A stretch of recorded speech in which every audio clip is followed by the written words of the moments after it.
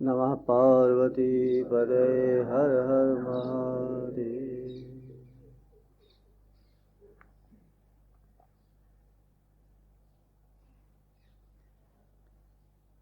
इस समय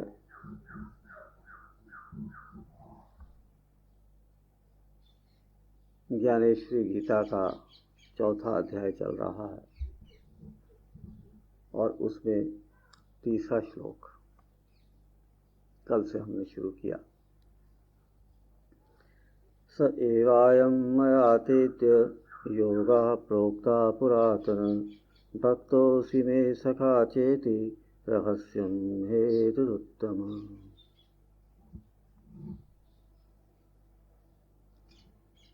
इसके ऊपर ज्ञानेश्वर महाराज की व्याख्या पर विचार करते हुए कल हम इस प्रकार से कह रहे थे कि ज्ञानेश्वर महाराज ने गीता का अध्ययन बाहर तो किया ही, उन्होंने गीता का श्रवण भी किया, अर्थात गीता के ऊपर प्रवचन भी सुने, और उन्होंने गीता का पठन भी किया, चिंतन भी किया, मनन भी किया, किंतु इससे उनको गीता समझ नहीं आ गई। गीता तो उनको तभी समझ आई जब उन्होंने अपने चित्त के अंदर अर्जुन बनकर और अपने चित्त के अंदर ही विद्यमान श्री कृष्ण से गीता श्रवण की। रामायण का भी यही हाल है। तुलसीदास जी ने जब रामायण को अपने चित्त के अंदर घटित होता हुआ अनुभव किया, जब उन्होंने रामायण के ज्ञान को, रामायण के कथा प्रसंगों को, ज्ञान प्रसंगों को, साधना के प्रसंगों को अपने चित्त के अंदर प्रकट होता हुआ अनुभव किया, तब उनको रामायण की समझ आई। इसी प्रकार से जितने भी बड़े बड़े संत महात्मा हो गए हैं, जैसे कि तुकाराम है, या नामदेव है, या गुरु नानक देव है, या कबीर हैं, मीराबाई है, सूरदास है, इनकी वाणी के अंदर जो मिठास है, जो वैराग्य और ज्ञान है, वो आधुनिक बुद्धि पर बल देकर कविता करने वाले कवियों की कविताओं में नहीं है। जो अंदर से प्रकट होता है, जो अंदर से जिसका स्रोत फूट करके बाहर निकलता है जिस कविता का, उस कविता की मधुरता कुछ अलग ही होती है। तो ज्ञानेश्वर महाराज ने भी गीता को समझा, इसलिए नहीं कि उन्होंने गीता के ऊपर प्रवचन सुने या पठन पाठन किया, अपितु उन्होंने अपने चित्त को सत्वगुण प्रधान बनाया। अपने चित्त के अंदर उन्होंने अर्जुन का रूप ग्रहण किया, भगवान के प्रति प्रेम अपने हृदय में जागृत किया, भगवान के प्रति समर्पण का भाव उनके चित्त के अंदर पैदा हुआ, भगवान कृष्ण उनके चित्त के अंदर प्रकट हुए, और उन्होंने अपने चित्त के अंदर भगवान श्री कृष्ण के श्रीमुख से गीता का उपदेश श्रवण किया, अनुभव किया, और तब जाकर के उनको गीता की समझ आई। इस बात के ऊपर आप विचार करो कि आप शास्त्र पढ़ते हैं, व्याकरण की दृष्टि से उसके अर्थों को समझने का प्रयत्न करते हैं, इधर उधर की कमेंट्रीज पढ़ करके और उसके ऊपर विचार करके उसको समझने का प्रयत्न करते हैं, किंतु फिर भी समझ नहीं आती। गीता हो या रामायण हो या और कोई भी ग्रंथ हो, प्रत्येक ग्रंथ का लिखने का कुछ ना कुछ प्रयोजन होता है। इस ग्रंथ के द्वारा, इस ग्रंथ के अंदर जो प्रतिपाद्य विषय है, इस ग्रंथ के अंदर जिस विद्या पर प्रकाश डाला गया है, उस विद्या से आप प्राप्त क्या करना चाहते हैं। तो रामायण क्या प्राप्त करना चाहती है, गीता क्या स्थिति प्राप्त करवाना चाहती है, उसके ऊपर यदि आप विचार करके देखें तो गीता के अंत में अर्जुन ये कहता है कि मेरा मोह नष्ट हो गया और मेरी स्मृति लौट आई। अर्थात चित्त का मोह नष्ट हो जाना और चित्त के अंदर आत्मज्ञान का पुनः प्रतिष्ठित हो जाना, ये गीता का प्राप्तव्य, जो प्राप्त करना है वो विषय है। यदि आपको आपके चित्त के अंदर का मोह समाप्त नहीं हुआ और आपको आत्मज्ञान लाभ नहीं हुआ तो आपने गीता नहीं समझी, गीता का आपके चित्त के अंदर प्रकाश नहीं हुआ। और यदि आपका मोह नष्ट हो गया है और आपको आत्मज्ञान पुनः वापस लौट आया है तो आपको गीता की समझ आ गई। किंतु बड़े खेद की बात यह है कि हम जीवन भर गीता का अध्ययन करते रहते हैं, सत्संग सुनते रहते हैं, उसके ऊपर टीकाओं का अध्ययन करते रहते हैं, किंतु चित्त का मोह नाश नहीं होता है। तो यहां पर जो कल हम जो वाक्य पढ़ रहे थे, आज वही कर्म योग मैं तुम्हें बतला रहा हूं। अब तुम अपने सब संदेह छोड़ दो। ये कर्म योग का तत्व मेरे हृदय का एक गहन रहस्य है, पर उसे भी मैंने तुमसे गुप्त नहीं रखा क्योंकि तुम मुझे बहुत ही प्रिय हो। हे वीर पार्थ, तुम पूर्ण प्रेम के अवतार, भक्ति के प्राण और मित्रता के जीवन सर्वस्व हो। ऐसी चित्त की स्थिति आनी चाहिए, ऐसा हृदय के अंदर प्रेम पैदा हो जाना चाहिए। आपका प्रत्येक कर्म भगवान की सेवा रूप हो। आपके चित्त का प्रत्येक विचार, प्रत्येक संकल्प, प्रत्येक भावना, चित्त की प्रत्येक वृत्ति भगवान के लिए ही हो। आपको भगवान के अतिरिक्त और कुछ सूझे ही नहीं, भगवान आपके सारे जीवन के ऊपर छाए रहे हो। ऐसी जब आपके चित्त की स्थिति आ जाएगी, ऐसा जब समर्पण भाव आपके चित्त के अंदर प्रकट होगा, तब भगवान कृष्ण आपके चित्त में प्रकट हो जाएंगे। तब गीता का ज्ञान आपके चित्त के अंदर से फूट करके बाहर निकलेगा। गीता का ज्ञान श्री कृष्ण आपको आपके चित्त में बैठ करके श्रवण करवाएंगे। तब आपको गीता की समझ आएगी और तब आपका मोह नष्ट हो जाएगा। इसका अर्थ यह है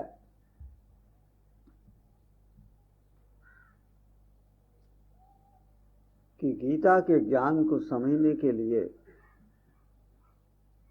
हमें अपने चित्त को शुद्ध करने के लिए साधना करना पड़ती है।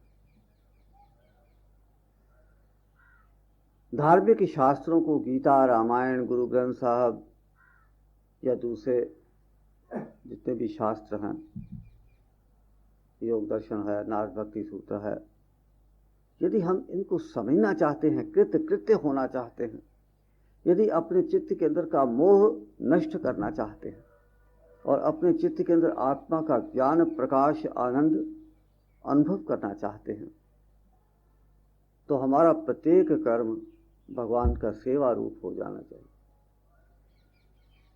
और हमको साधना करनी चाहिए अपने चित्त को शुद्ध करने के लिए। जब तक हमारे चित्त के अंदर संस्कारों और वासनाओं का तमोगुण, अंधेरा, तम आच्छादित रहेगा, तब तक हमारा चित्त संस्कारों से और विकारों से भरा रहेगा। तब तक हमारे चित्त के अंदर भगवान का ज्ञान प्रकाशित नहीं हो सकता। तो यदि आपको भगवान की ओर उन्मुख होना है तो अपने आप को जगत से हटाना पड़ेगा।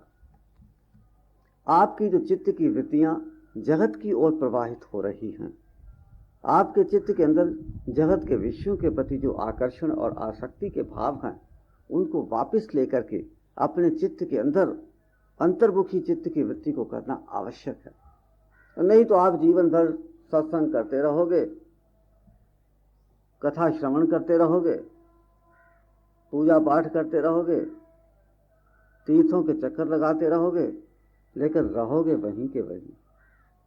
आपकी वासना का क्षय नहीं होगा, आपके चित्त के अंदर के विकार शांत नहीं होंगे, आपके चित्त की वृत्तियां शुद्ध नहीं होंगी और आपका चित्त निर्मल होकर आपके चित्त के अंदर से आत्मा का ज्ञान प्रकाश उदय नहीं होगा। उसके लिए चित्त की निर्मलता आवश्यक है। भगवान के प्रति तुम पूर्ण प्रेम के अवतार, भक्ति के प्राण और मित्रता के जीवन सर्वस्व हो। अब आगे आज का जो विषय है वो आज हम आरंभ करते हैं। भगवान कृष्ण अर्जुन को कह रहे हैं, ये जितने भी प्रश्न उत्तर गीता के आधार पर ज्ञानेश्वर महाराज ने अपने हृदय के अंदर अनुभव किए, उनको ज्ञानेश्वर महाराज ज्ञानेश्वरी के अंदर प्रकट कर रहे हैं। गीता में ये प्रश्न उत्तर नहीं है। भगवान बार बार नहीं कहते, अर्जुन बार बार प्रश्न नहीं करता, किंतु ये तो ज्ञानेश्वर महाराज के हृदय के अंदर के उद्गार हैं, उनके हृदय के अंदर के अनुभव हैं। उनके हृदय के अंदर का कभी अर्जुन बोलता है, कभी कृष्ण बोलता है। तो यहां पर वो कह रहे हैं, भगवान कृष्ण कह रहे हैं अर्जुन को कि तुम श्रद्धा के आगर हो, इसलिए तुमसे किसी प्रकार का दुराव करना भला कैसे ठीक हो सकता है।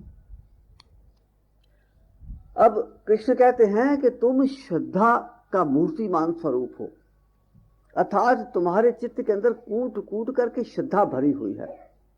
तुम्हारे हृदय के एक एक कोने के अंदर, एक एक स्थान, प्रत्येक स्थान के ऊपर श्रद्धा का साम्राज्य है। तुम्हारे चित्त के अंदर इतनी श्रद्धा है कि हृदय के अंदर बाकी स्थान रहा ही नहीं। ऐसी श्रद्धा हमारे हृदयों में नहीं होती। हमारे हृदयों में तो शंका होती है, कई प्रकार की शंकाएं हमारे चित्त के अंदर घर करके बैठी होती। तो जिस हृदय के अंदर शंका होती है, उस हृदय के अंदर श्रद्धा नहीं होती, उस हृदय के अंदर प्रेम और समर्पण का भाव नहीं होता। तो यदि आप अपने हृदय के अंदर श्रद्धा और प्रेम और समर्पण का भाव पैदा करना चाहते हैं, तो अपने चित्त के अंदर के सब संदेह, सब शंकाओं को आपको निवृत्त कर देना पड़ेगा। अपने हृदय की सभी शंकाओं को या तो छोड़ देना पड़ेगा और या फिर उन्हें समझा करके युक्ति के द्वारा अपने चित्त के अंदर की शंकाओं को निर्मूल कर देना पड़ेगा। और या तो आपके चित्त के अंदर का भाव इतना उत्कृष्ट हो कि आपके चित्त की सभी शंकाएं उसके अंदर बह जाएं, प्रवाहित हो जाएं। आपके चित्त के अंदर प्रेम का इतना, श्रद्धा का इतना प्रवाह, तीव्र प्रवाह, बाढ़ आपके चित्त के अंदर आ जाए कि उस बाढ़ के अंदर आपके चित्त की सभी शंकाएं उसके अंदर धुल जाएं, बह जाएं। आपके चित्त के अंदर कोई शंका शेष रहे ही नहीं।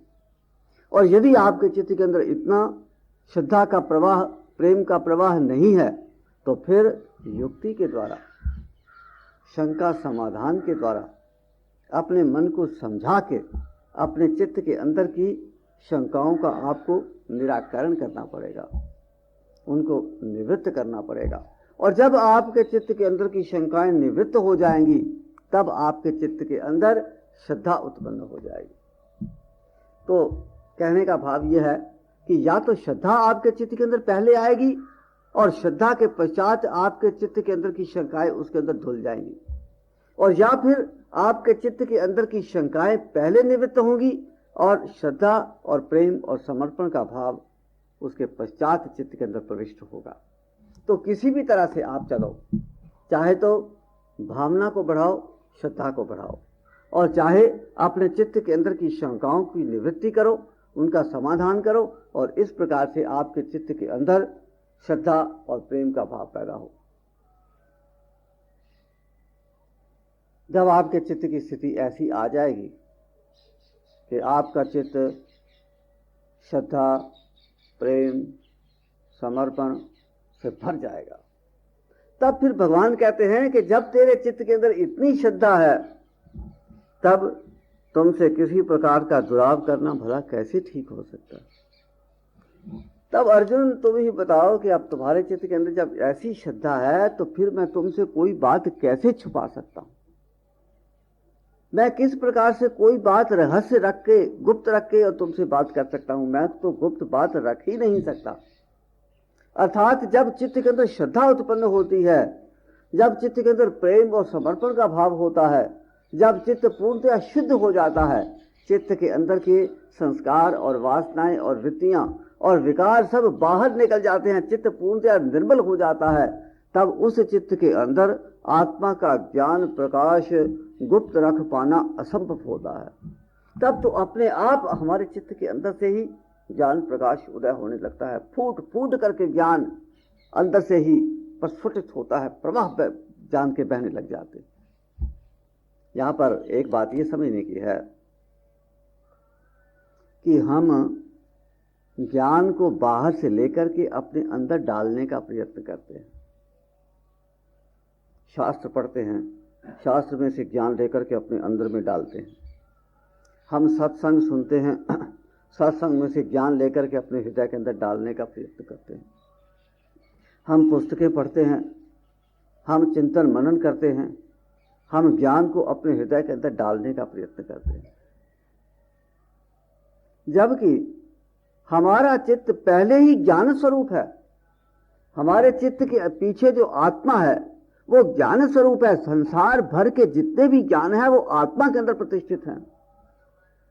बाहर से हम जो भी ज्ञान अपने चित्त के अंदर डालते हैं, संस्कार डालते हैं, ज्ञान को अपने अंदर इंजेक्ट करने का प्रयत्न करते हैं, वो सब मिथ्या ज्ञान होता है। वो हमारे चित्त के अंदर वासना और संस्कारों का रूप लेकर के हमारे चित्त को आवरण युक्त कर देता है।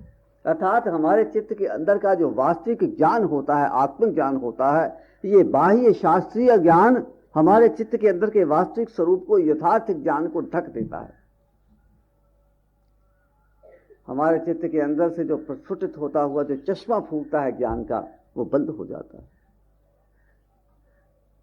तो शास्त्र का ज्ञान इसलिए है कि चश्मे के ऊपर से, उस स्रोत के ऊपर से जो अंदर जो प्रस्फुटित होता है ज्ञान, उसके ऊपर से जो रुकावट आ गई है, जो मल आ गया है, उसके ऊपर जो आवरण आ गए हैं, शास्त्र का कार्य यह है कि उस रुकावट को हटा दे, ना कि उस रुकावट को और घनीभूत करता चला जाए।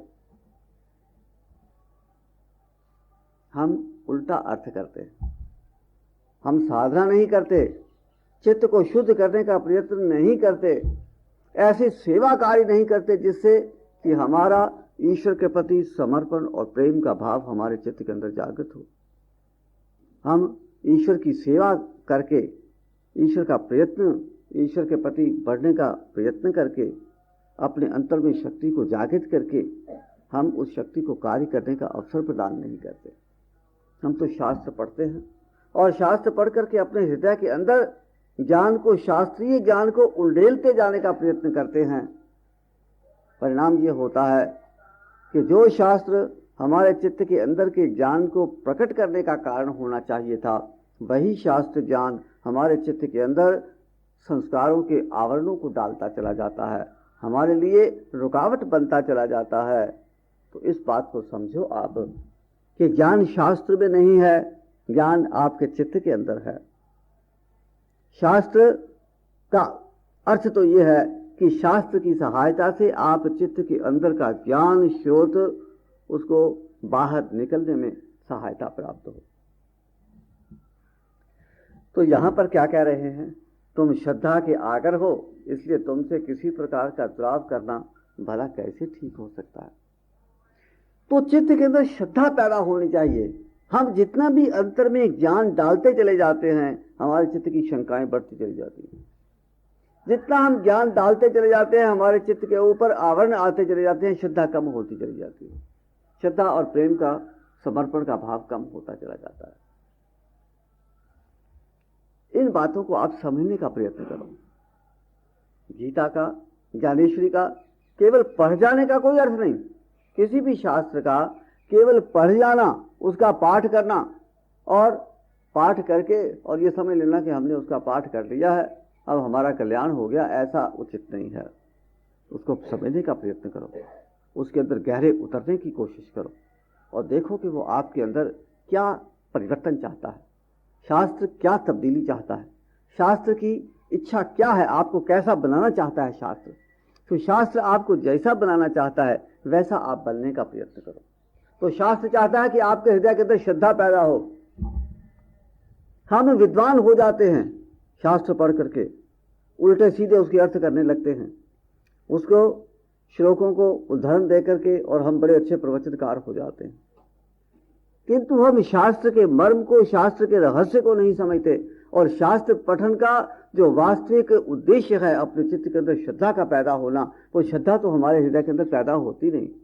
बस हम बातें करने में, शास्त्र का सहारा लेकर के श्लोकों के उदाहरण देने में बड़े प्रवीण हो जाते हैं, किंतु हमारा चित्त उसी प्रकार से मलिन रहता है। चित्त के अंदर शंकाएं भरी जाती हैं, चित्त के अंदर अशुद्धियां भरी जाती हैं, और चित्त के अंदर ये जो तम का अंधेरा है वो बढ़ता चला जाता है। तो भगवान कृष्ण अर्जुन को कह रहे हैं कि तुम श्रद्धा के आगर हो, इसलिए तुमसे किसी प्रकार का दुराव करना भला कैसे ठीक हो सकता है। यद्यपि इस समय हम युद्ध भूमि में हैं, तो भी क्षण भर के लिए इस ओर से हटकर और इस गड़बड़ से अलग होकर तुम्हारी सब शंकाएं दूर कर देना और तुम्हारा मोह नष्ट कर देना बहुत ही आवश्यक है। जैसा कि मैंने आपको कई बार समझाने का प्रयत्न किया कि भगवान कृष्ण और अर्जुन युद्ध क्षेत्र के अंदर थे। युद्ध क्षेत्र के अंदर ही अर्जुन के चित्त के अंदर भ्रांति उत्पन्न हो गई, उसके चित्त के अंदर विषाद उत्पन्न हो गया, विषाद ग्रसित हो गया उसका चित्त। इससे पहले उसका चित्त सत्वगुण की प्रधानता में कभी विषाद ग्रसित नहीं हुआ था। विषाद ग्रसित हुआ चित्त तो युद्ध क्षेत्र के अंदर आकर के ही हुआ। हम सब भी युद्ध क्षेत्र के अंदर हैं। यदि आप विचार करके देखें तो हम सब युद्ध क्षेत्र के अंदर हैं। ये जो संसार हमको दिखाई देता है, ये सारा संसार युद्ध क्षेत्र है, और इस संसार के अंदर जो हमको कर्म करना पड़ता है वही युद्ध लड़ने के समान है। और हम जब भक्ति की ओर आगे बढ़ते हैं, अध्यात्म की ओर आगे चलने का प्रयत्न करते हैं, तो हमारे मन के अंदर एक ऐसा विषाद उत्पन्न हो जाता है, हम ऐसा वैराग्य का एक गलत अर्थ अपने चित्त के अंदर समझ बैठते हैं कि इस जगत से, इस युद्ध से छुटकारा प्राप्त करने का एक ही उपाय है कि युद्ध नहीं किया जाए। अर्थात इस जगत से छुटकारा प्राप्त करने का एक ही उपाय है कि कर्म नहीं किया जाए, क्योंकि कर्म बंधन का कारण है, इसे कर्म ही नहीं किया जाए, ऐसा हम सोचते हैं। तो इस बारे में मैंने कल परसों आप लोगों से बहुत बात करने का प्रयत्न किया था कि युद्ध नहीं करना अर्थात कर्म नहीं करना, ये कर्म से छुटकारा प्राप्त करने का मार्ग नहीं है। कर्म से छुटकारा प्राप्त करने का मार्ग है कर्म करना। हमने कर्म करते करते ही कर्म के बंधन में आए हैं, और अब कर्म करते करते ही कर्म के बंधन से हमको छुटकारा प्राप्त होगा। पहले हम कर्म करते रहे आसक्ति युक्त होकर के, इसलिए हम कर्म के बंधन में आ गए, और अब कर्म करना है हमको ईश्वर की सेवा समझ करके अनासक्त भाव से। और ऐसा कर्म करते करते हमारे चित्त के अंदर आगे से और संस्कार संचय भी नहीं होगा, और पूर्व संचित संस्कार भी क्षीण हो जाएंगे। ये सब कर्म करते करते ही होता है। तो इसका जो मैंने सिद्धांत आप लोगों के सामने रखा था वो था कि निवृत्ति को जो मार्ग जाता है वो प्रवृत्ति में से होकर के जाता है। यदि आप अपने चित्त के अंदर निवृत्ति धारण करना चाहते हैं तो आपको प्रवृत्ति में से होकर के जाना पड़ेगा, प्रवृत्ति को करना पड़ेगा। और प्रवृत्ति का अर्थ यह है कि भगवान की सेवा समझ करके, अपने लिए नहीं, भगवान का कर्म भगवान की सेवा समझकर भगवान के लिए किया जाए। तो यहां पर क्या कह रहे हैं कि भगवान कृष्ण अर्जुन को ये कह रहा है, भगवान कृष्ण अर्जुन को ये कह रहे हैं कि देखो इस समय हम युद्ध क्षेत्र के अंदर हैं, और यहां आकर के तुमको विषाद हुआ, जैसे कि हम सब युद्ध क्षेत्र के अंदर हैं। हम युद्ध क्षेत्र के अंदर तो हैं, किंतु हमको गीता का ज्ञान का अधिकार कब प्राप्त होगा? जब हमारे चित्त के अंदर विषाद होगा। और विषाद का अर्थ यह है कि जब हमारे चित्त के अंदर सत्वगुण की प्रधान अवस्था आ जाएगी, जब हमारा चित्त भगवत प्रेम से अध्यात्म की ओर आगे जलने के लिए छटपटाने लगेगा और हम वैराग्य का गलत अर्थ लेकर के कर्म को बंधन का कारण मान बैठने की भूल कर बैठेंगे। तब हमको जगत के विषय, जगत के अंदर के कर्म बंधन का कारण प्रतीत होने लगेंगे। ऐसा करने से हम ऐसे फंस जाते हैं, उससे बात करने से हम ऐसे हमारे ऊपर संस्कार पड़ता है। ऐसा इसलिए कुछ करना ही नहीं, या तो कर्म करो और संस्कार संचय करो, और या कर्म नहीं करो संस्कार संचय नहीं करो। हम दो मार्गों में से एक मार्ग चुनना चाहते हैं, किंतु जो वास्तविक मार्ग है वो हम नहीं चुनते कि कर्म ऐसे करो कि संस्कार संचय नहीं हो। हम जानते हैं कि या तो कर्म करो और संस्कार संचय हो जाते हैं, या कर्म नहीं करो संस्कार संचय नहीं होंगे। ऐसा मार्ग हमारी समझ में नहीं आता कि आप कर्म करो और संस्कार संचय नहीं होगा। वो बीच का जो मार्ग है, जो यथार्थ मार्ग है, जो उचित मार्ग है, जो ज्ञान का मार्ग है, जो श्रेय मार्ग है, वो हमारी समझ में नहीं आता। ऐसा कैसे हो सकता है कि हम कर्म करें और संस्कार संचय नहीं हो? हम मानते हैं कि कर्म करो और संस्कार संचय होता ही है, इसलिए कर्म ही छोड़ दो। अंत में जाकर के यही मार्ग एक निकलता है कि कर्म करो, किंतु इस तरह से कि कर्म करते समय आप कर्म के संस्कार संचय मत करो। यही भगवान कृष्ण ने गीता में अर्जुन को उपदेश दिया है। तो भगवान कृष्ण ने कहा कि इस समय युद्ध क्षेत्र है, किंतु तुम्हारा चित्त के अंदर जो विषाद उत्पन्न हुआ है वो युद्ध क्षेत्र के अंदर आकर के ही उत्पन्न हुआ है। इससे पहले तुम्हारे चित्त के अंदर विषाद कभी हुआ ही नहीं। तो इस युद्ध क्षेत्र के अंदर, इस जगत रूपी युद्ध क्षेत्र के अंदर रह करके भी हम गीता के ज्ञान के कब अधिकारी होंगे? जब हमारा चित्त विषाद युक्त होगा। और विषाद युक्त कब होगा? जब हमारे चित्त के अंदर सत्वगुण की प्रधान अवस्था आएगी। और प्रधान अवस्था आने पर हम भगवान की ओर अग्रसर तो होंगे, किंतु भगवान की ओर अग्रसर होते हुए हम वैराग्य का गलत अर्थ ले लेंगे और कर्म को अपने बंधन का कारण मान करके कर्म को छोड़ने का, कर्म से भागने का एक मार्ग अपने सामने देखेंगे। तब भगवान हमारे चित्त के अंदर पैदा होंगे, हमारे चित्त के अंदर खड़े होकर के हमको समझाएंगे। तब हमारी विवेक की आवाज हमारे अंदर से जागृत होगी। तब भगवान कृष्ण हमारे चित्त के अंदर प्रकट होकर के हमको गीता का उपदेश देंगे। इसके लिए सबसे पहले हमको अर्जुन बनना है, अपने चित्त को सत्वगुण की प्रधान अवस्था में डालना है।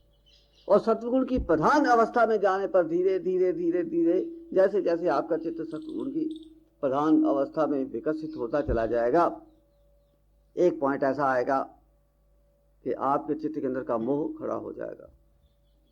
आप वैराग्य का गलत अर्थ ले लोगे, आप कर्म को बंधन का कारण समझ बैठोगे, आप युद्ध से अर्थात कर्म से पीछे हटने का मार्ग अपनाओगे।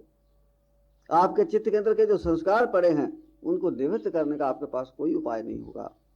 उस समय आपको गीता के ज्ञान का अधिकार प्राप्त होगा और उस समय भगवान कृष्ण की यदि आपके ऊपर कृपा हो गई, उस समय यदि आपको कोई उपयुक्त गुरु मिल गए, उस समय आपने उपयुक्त साधना, चिंतन, मनन के द्वारा अपने अंतर की वाणी को सुनने का, समझने का प्रयत्न किया, तो आपको गीता का ज्ञान आपके समक्ष प्रकट हो जाएगा। ये इसका भाव है। तो ज्ञानेश्वर महाराज यहां पर कहते हैं, यद्यपि इस समय हम युद्ध भूमि में हैं, तो भी क्षण भर के लिए इस ओर से हटकर और इस गड़बड़ से अलग होकर तुम्हारी सब शंकाएं दूर कर देना और तुम्हारा मोह नष्ट कर देना बहुत ही आवश्यक है। हम युद्ध क्षेत्र के अंदर हैं ही, जगत के अंदर तो हम हैं ही। कई प्रकार के उत्तरदायित्व, कर्तव्य हमारे समक्ष हैं। हम उन उत्तरदायित्वों से और कर्तव्यों से जब पलायन करने की बात सोचते हैं, भाग जाने की बात सोचते हैं, तब हमको अंदर से एक आवाज आती है, 1 मिनट के लिए रुक जाओ, भागो मत। भाग के कहाँ जाओगे?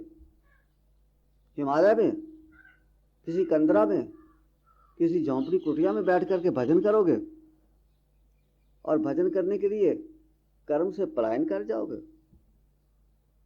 जब पलायन करके तुम वहां पर कुटिया में जाओगे, वहां भी कर्म तुम्हारा पीछे छोड़ने वाला नहीं है, वहां भी जगत तुम्हारे पीछे रहेगा। वहां भी तुम या तो नया जगत बना लोगे या इसी जगत में लौट करके फिर आओगे। तुम युद्ध क्षेत्र से बच ही नहीं सकते। यही भगवान कृष्ण ने अर्जुन को कहा कि कहां भागते हो। जब तुम भाग करके जाओगे तो ये लोग कहेंगे कि ये डरपोक था, अर्जुन लड़ना नहीं चाहता था, डर गया, भाग गया। और तुम क्षत्रिय हो, जब तुम ये सुनोगे कि ये तो कह रहे हैं कि ये अर्जुन डरपोक था, भाग गया, तब तुमको फिर गुस्सा आ जाएगा। तो फिर वापस लौट करके इसी युद्ध क्षेत्र के अंदर आकर के और फिर युद्ध करोगे, तुम भाग नहीं सकते। तो इसी प्रकार से जब हम भी भागने की बात सोचते हैं, पलायन करके हिमालय की किसी गुफा में, किसी झोंपड़ी में बैठ करके भगवान का भजन करने की बातें हमारे मन के अंदर आती हैं और हम वास्तव में ही भाग करके, पलायन करके और हिमालय के अंदर जाकर के साधना मस्त हो जाते हैं, मन के अंदर के संस्कार पुनः जागृत होते हैं, पुनः उदय हो जाते हैं, पुनः हमारा चित्त जगत की ओर तरंगित होने लगता है। पुनः हम या तो वहीं पर अपना नया जगत बना लेते हैं उसी झोंपड़ी के अंदर, और उसी झोंपड़ी के अंदर का जगत फिर विकसित होता चला जाता है, और या फिर वापस लौट करके इसी जगत के अंदर आते हैं। वो कहते हैं ना कि कोई महात्मा जी थे, नंग धड़ंग रहते थे, वस्त्र धारण नहीं करते थे। किसी ने कहा कि महाराज कोपीन लगा लिया करें तो क्या आपत्ति है। कुछ माताएं हैं वो भी आपके दर्शन करना चाहती हैं। हम लोगों को संकोच होता है, आपको तो संकोच नहीं होता, लेकिन हमें संकोच होता है। कोपीन धारण कर लिया करें तो क्या आपत्ति, अच्छी बात है। अब वो कोपीन धारण करने लग गए। अब वो एक कोपीन धारण करे, एक धो करके सुखाएं तो सुखाएं कहाँ, तो एक रस्सी बांधी गई कि यहाँ रस्सी बांधी। अब जब रस्सी बांधी गई तो चूहा आ गया और रस्सी को काटने लगा, कोपीन को काटने लगा। अब वो चूहे को हटाने के लिए क्या किया, जब बिल्ली पालो तो बिल्ली पाली गई, बिल्ली पाली गई तो बिल्ली के लिए दूध चाहिए, तो दूध चाहिए तो उसके लिए गाय पाली गई। अब गाय पाली गई तो गाय रखने के लिए एक मकान चाहिए, तो मकान बनाया गया। इस तरह से उनका आश्रम बढ़ते बढ़ते बढ़ते बड़ा आश्रम।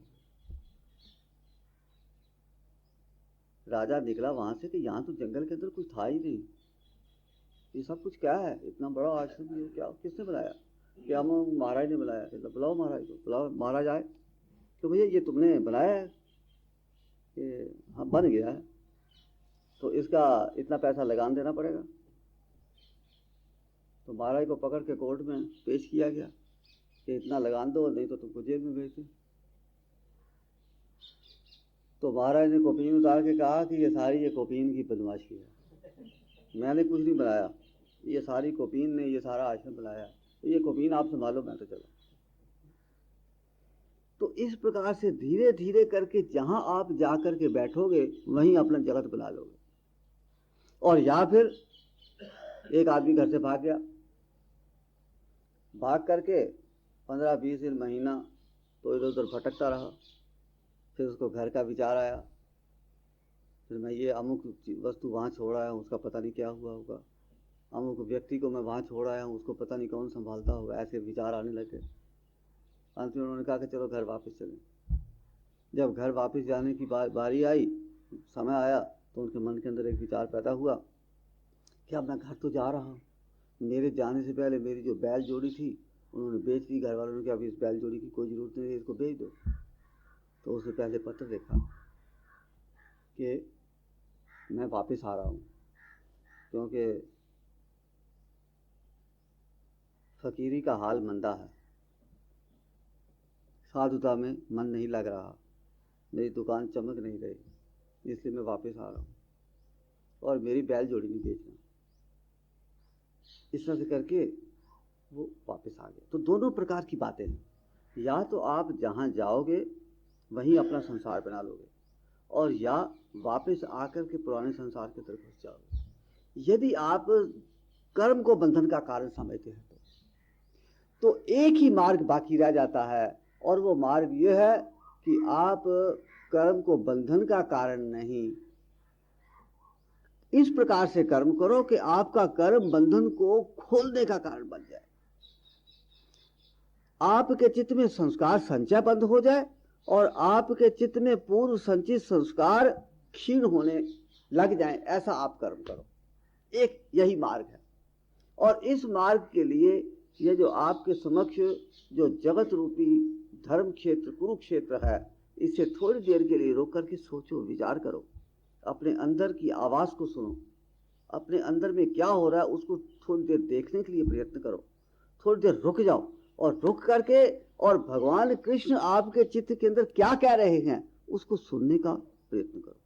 तो आप देखोगे कि जब आप अंतर्मुखी होकर के अपने हृदय के अंदर की आवाज को सुनने का प्रयत्न करोगे, जब अपने चित्त के अंदर सत्वगुण को धारण करोगे, अपने चित्त को शुद्ध करोगे, अपने संस्कारों वासनाओं विकारों को बाहर निकालते चले जाओगे और आपका चित्त निर्मल और स्वच्छ होता चला जाएगा, स्फटिक मणि की तरह निर्मल हो जाएगा, तब उसके चित्त के अंदर आत्मा का ज्ञान प्रकाश प्रतिबिंबित होगा।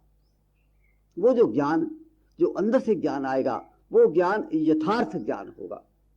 ये जो ज्ञान शास्त्र के अंदर पढ़ते हैं हम, ये ज्ञान तो है किंतु ये ज्ञान यथार्थ ज्ञान नहीं है। जो यथार्थ ज्ञान चित्त के ऊपर आता है और चित्त के ऊपर से प्रतिबिंबित होकर के वो ज्ञान शास्त्र के अंदर आता है। अर्थात शास्त्र का जो ज्ञान है वो आत्मा से प्रतिबिंबित ज्ञान नहीं है, वो आत्मा से प्रतिबिंबित होकर के चित्त में आता है और चित्त से प्रतिबिंबित होकर के वो शास्त्र के अंदर आता है। तो चित्त के ऊपर से प्रतिबिंबित जब होता है तो चित्त के अंदर के जो विकार हैं, चित्त के अंदर की जो मलिनता है, चित्त के अंदर की जो अशुद्धियां हैं, वो सब इसमें मिल जाती हैं। अब शास्त्र के अंदर थोड़ा सा अंतर आ जाता है। फिर जब आप उस शास्त्र को पढ़ते हैं तो हमारा चित्त तो बहुत ही मलिन है, बहुत ही उसके अंदर अशुद्धियां हैं, हमारे चित्त के अंदर अनेकों संस्कार और वासनाएं हैं, तो हमारी दृष्टि बहुत मलिन है। और जब मलिन दृष्टिकोण से, मलिन दृष्टि से जब हम शास्त्र को पढ़ते हैं तो हम उसके अर्थ कुछ कर लेते हैं। तो पहले तो शास्त्र ज्ञान पूरा नहीं, और शास्त्र ज्ञान को प्राप्त करने वाले हम अशुद्ध चित्त होने के कारण इसको यथार्थ रूप में ले नहीं पाते, इसलिए हम शास्त्र पढ़ते हुए भी बहुत दूर निकल जाते हैं, कहीं के कहीं पहुंच जाते हैं। अभी तो यदि ये कहा जाए कि जितना हम अधिक शास्त्र पढ़ते हैं उतने हम अधिक भ्रमित होते चले जाते हैं। हमको अध्ययन करना नहीं आता। अध्ययन करने का उपाय तो यह है कि जैसे गीता ज्ञानेश्वरी लिया, बस ज्ञानेश्वरी को पहले अच्छी तरह से समझो, उसके अंदर घुस जाओ।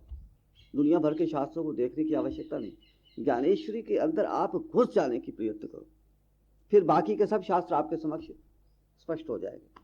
हम अधिक से अधिक शास्त्रों को पढ़ना चाहते हैं, कोई कुछ कहता है, कोई कुछ कहता है, कोई कुछ कहता है, हमारा चित्त भ्रांत हो जाता है। तो भगवान कृष्ण कहते हैं कि देखो हम इस समय युद्ध क्षेत्र के अंदर तो हैं, और युद्ध क्षेत्र के अंदर थोड़ी देर के लिए रुक करके, 1 मिनट के लिए, आधे क्षण के लिए रुक करके तुम्हारे चित्त के अंदर की जो शंका है उसको निवृत्त कर दिया जाए। क्योंकि यदि तेरे चित्त के अंदर की शंका को निवृत्त नहीं किया गया तो शंका बढ़ती जाएगी, शंका बलवती होती जाएगी, और शंका तेरे हृदय के अंदर का जो श्रद्धा भाव है उसको डगमगा देगी। क्योंकि जिस चित्त के अंदर शंका विकसित होना शुरू हो जाती है उस चित्त के अंदर का श्रद्धा भाव समाप्त हो जाता है। तो श्रद्धा भाव को बढ़ाने के लिए शंका की निवृत्ति आवश्यक है। इसलिए थोड़ी देर के लिए रुककर, चाहे 1 क्षण हमको प्राप्त हो, उस क्षण के अंदर हम तुम्हारे चित्त के अंदर की शंका का समाधान करते हैं और फिर युद्ध क्षेत्र के अंदर लग जाएंगे। तो इस प्रकार से आप ज्ञानेश्वरी गीता के अर्थ को, रहस्य को, गुप्त बातों को, भावना को, और सबसे बड़ी बात जो है वो ये है कि ज्ञानेश्वर महाराज यहां पर जो लिख रहे हैं वो केवल पढ़ करके उन्होंने नहीं समझा, केवल प्रवचन सुनकर के भी उन्होंने नहीं समझा। यहां पर ज्ञानेश्वरी के अंदर वो जो भी बातें व्यक्त कर रहे हैं वो उन्होंने अपने हृदय के अंदर सत्वगुण की प्रधान अवस्था में अर्जुन बनकर हृदय के अंदर भगवान कृष्ण से सुनी है, और वही बातें वो यहाँ पर व्यक्त कर रहे हैं। हरिओम तत्सत। श्री गुरु महाराज की जय। नमः पार्वती पतये। हर हर महादेव।